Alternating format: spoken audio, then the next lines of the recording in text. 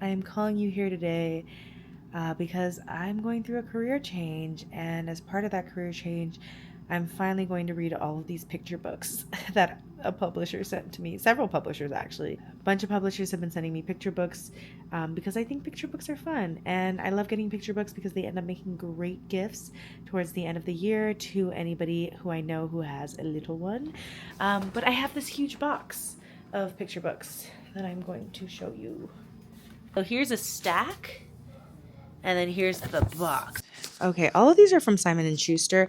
I've read the majority of these for the Black Kid Lit Awards. I was a judge. I've been a judge for the past 2 years for it. So 2 years ago, I did the picture books, and then this past year I did middle grade. And so a bunch of these are actually from that picture book era, and I'm surprised that I'm suddenly getting them. I got this box a couple months back and just haven't really looked at it. So let's go through.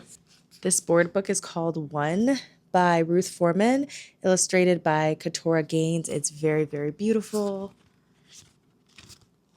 And it's just like one of those counting books. And by the end, you see the full team. Love is Loud by Sandra Neal Wallace and Brian Collier is about how Diane Nash led the civil rights movement. So one of the many unsung heroes of the civil rights movement, very detailed biography, just perfect for young children. I would particularly say this is a great read for early readers, like first grade, as that age tends to be the age where you're reading a lot of history books with them and helping them understand how the past impacts the present. So this very age-appropriate display of what segregation was like. Ooh, Baby B. I haven't read this one, so I will come back when I read this one. Stella and the Mystery of the Missing Tooth. I think this is a series because I remember reading a different Stella book that I believe is about the same girl and around the same series. So I think this might be part of a series. Okay, I'll come back to this. Okay, maybe there are actually a bunch of books I have not read in this box. Some of them I had read, like There Was a Party for Langston by King O'Letters. It's so good, and it's so great for introducing figurative language to children. I just love the way that this comes together. Daddy Dress Me. I think this is such a needed picture book. Daddy-daughter stories tend to be a lot less common, and especially a Black dad and a Black daughter, I think is really, really needed to see for kids to feel represented and to be represented. And it's so, so cute. So we can see her dad planning out this costume.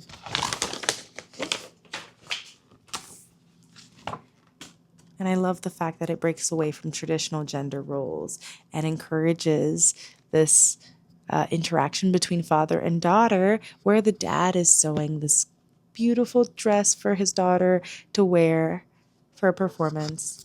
And here we see the daddy-daughter that it's actually based on.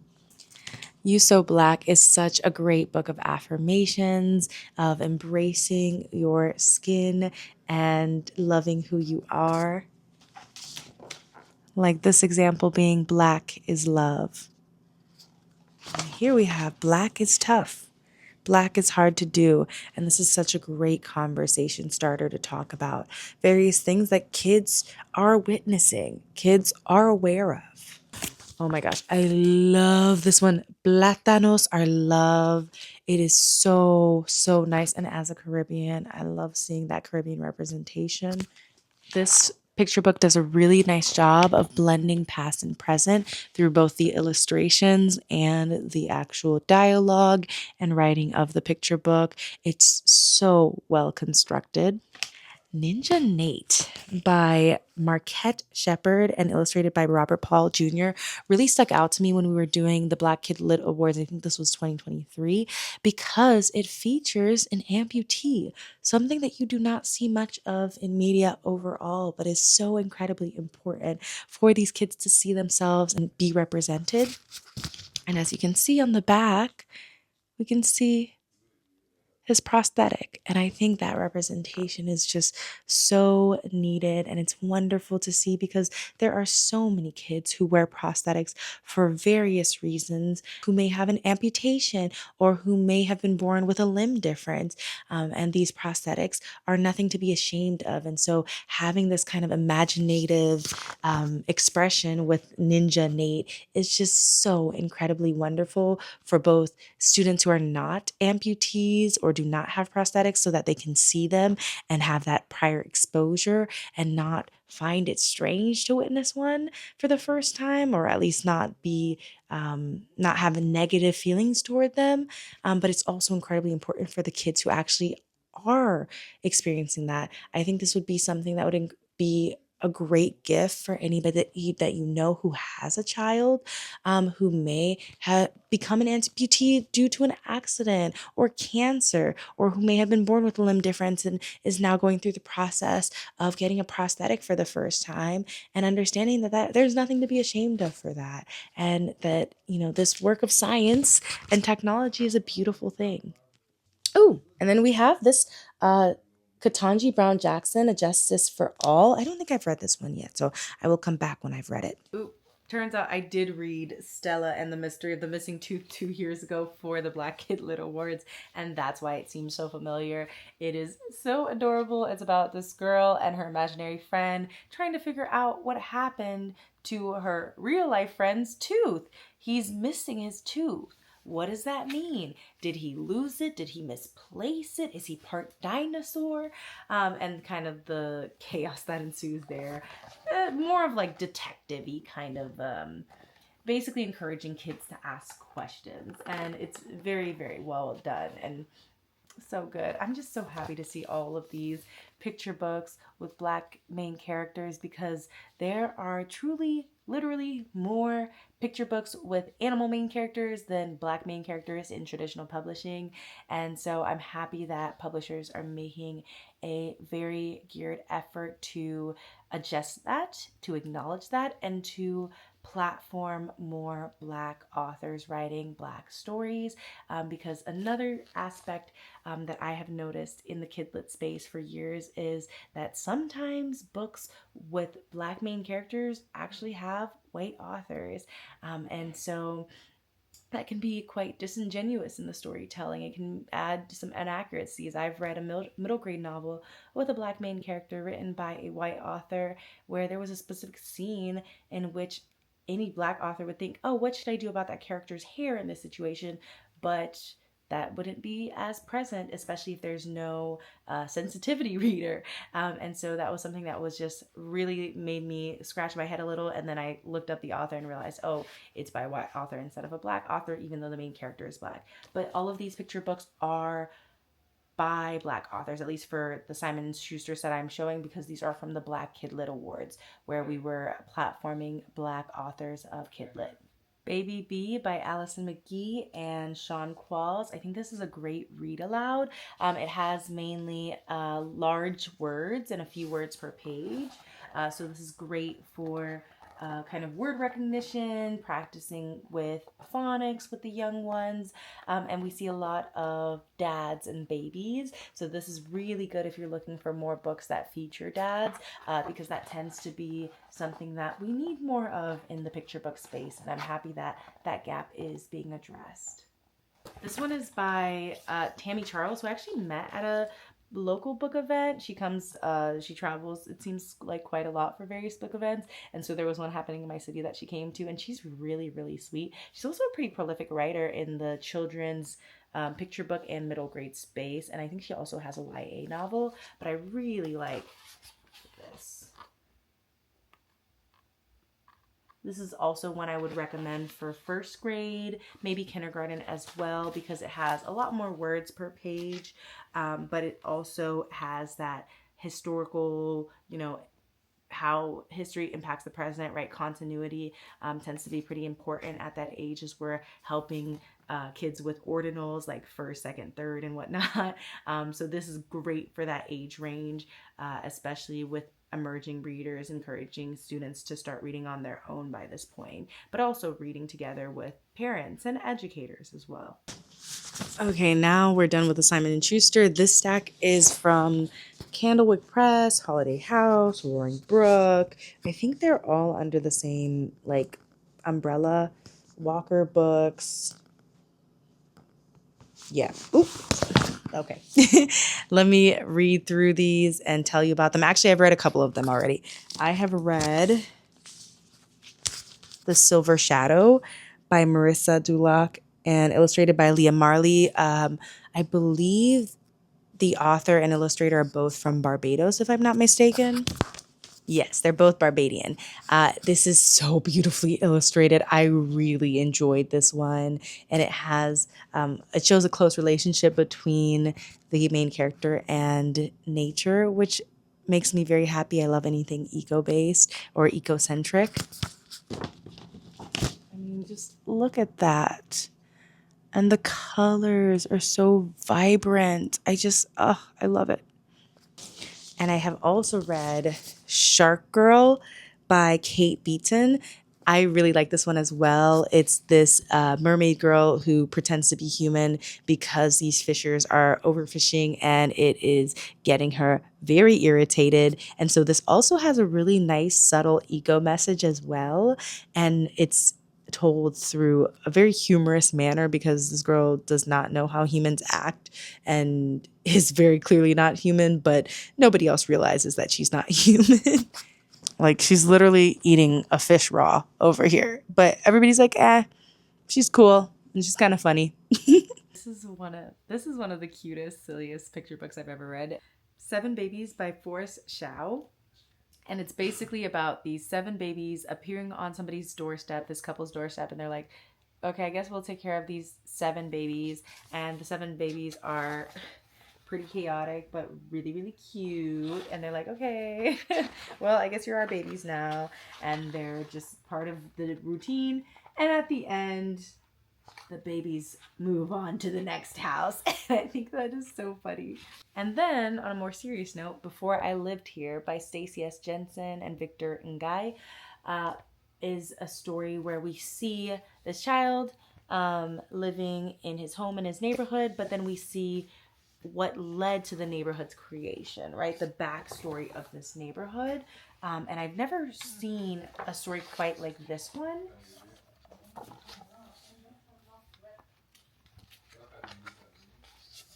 And there's also an acknowledgement of the native peoples, the Utes, who lived in this particular region, and many of which who still live, right?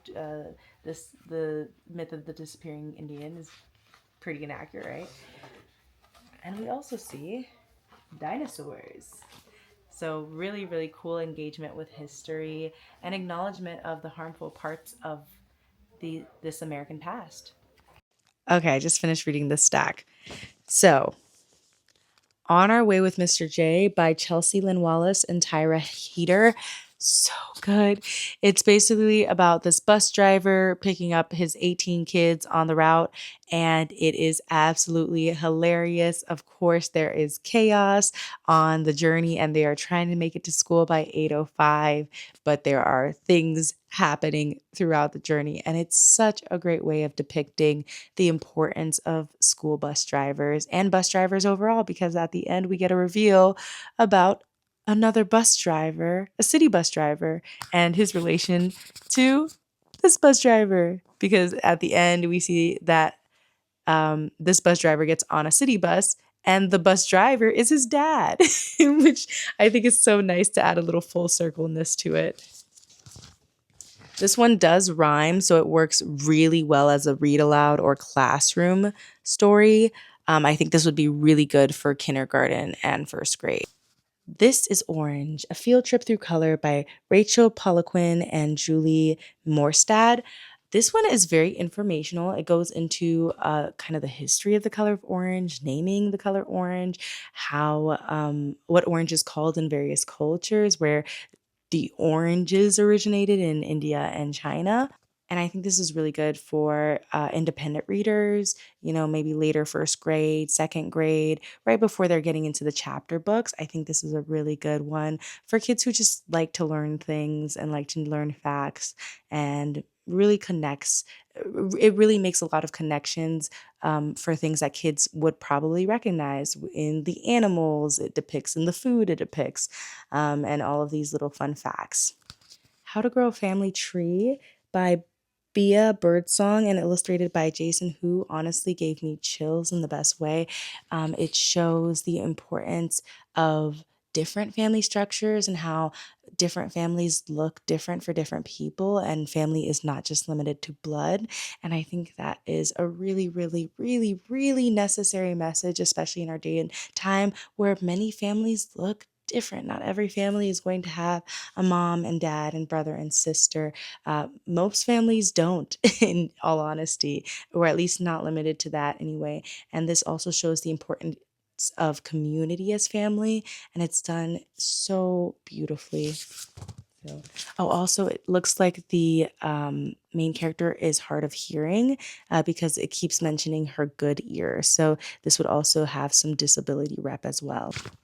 Hurricane by Jason Chin, another one I would recommend for independent readers, right? The age that they're getting into chapter books, or for advanced readers. This is very, very information heavy, very fact heavy. There is a connected storyline about a hurricane and kind of the process that monitoring a hurricane, the process you go through in monitoring a hurricane and understanding that. But the pages are very word heavy. So, again, I don't think this would work well as a classroom read or a read aloud, but it would be great for students during independent reading time, or a home library where kids who are maybe advanced readers or getting into longer form reading, getting ready to get into chapter books, or just very into nonfiction would enjoy. As we can see, so these two books are from Roaring Brook Press, which is an imprint of Macmillan, specifically Macmillan Kids. And a fun fact about Macmillan Kids and the, children's and YA imprints is that they do a online happy hour where they invite book reviewers and educators and librarians and booksellers to a Zoom where the authors talk about their upcoming releases, and then the marketing department also talks about various upcoming releases. And so I got to hear from the authors and illustrators of each of these books as they talked about their process in writing and illustrating these stories and how they came together. And both of these are quite beautiful. This one is A Snow Day for Amos McGee, written by Philip C. Steed and illustrated by Aaron E. Steed, who are a married couple. And they have written this Amos McGee character before. This is actually my first time reading Amos McGee, but apparently he's very, very famous for A Sick Day for Amos McGee is quite popular. And this one is a snow day in which he goes and visits his friends at the zoo. They're waiting for the first snow to fall. And, it's just super, super cute and sweet. Like he's knitting each of the animals a hat and a scarf and all of these little things to keep them warm. And it's just so heartwarming, and it's perfect for this time of year. And They Walk On by Kevin Mallard and illustrated by Rafael Lopez. This is such a beautiful story about what happens when someone walks on, right? This being a euphemism for them dying or passing away would be another euphemism. And it's really, really beautiful to see that from a child's perspective, to see what it feels like to experience that, but also in an age appropriate manner, showing how to navigate that grief and loss, and also works great as a conversation starter.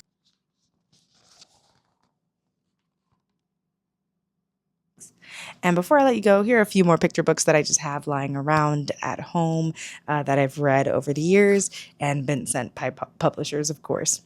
Young, Gifted, and Black 2. Apparently, there was another collection. So here are 52 more Black icons from past and present.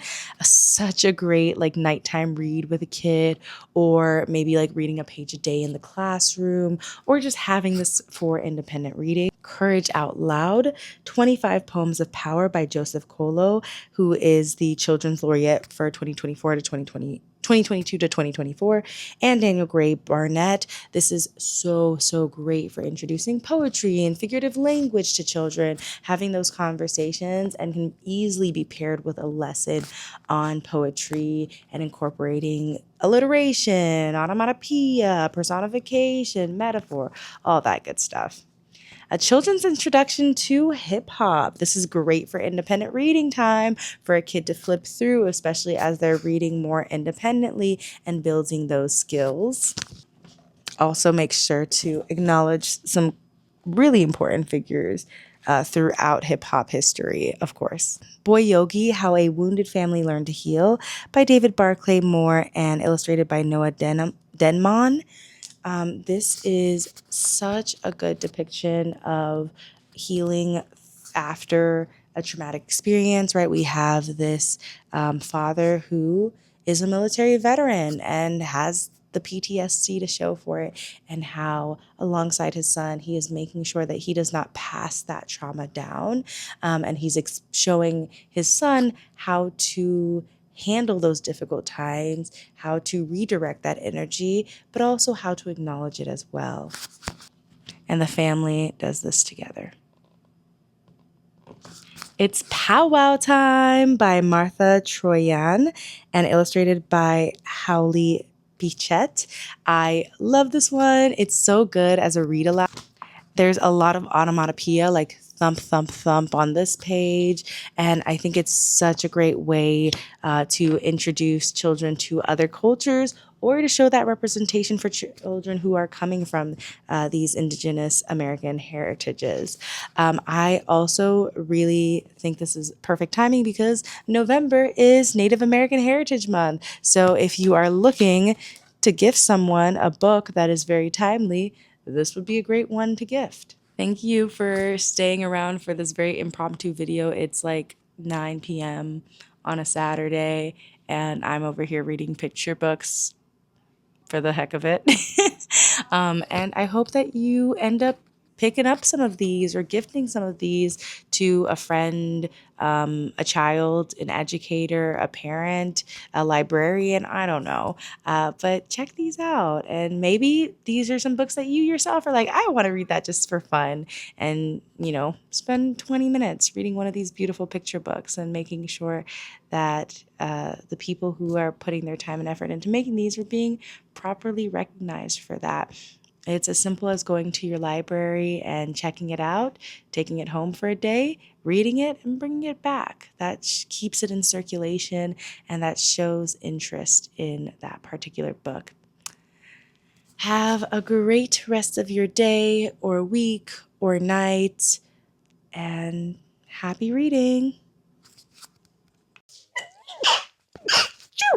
Oh my goodness.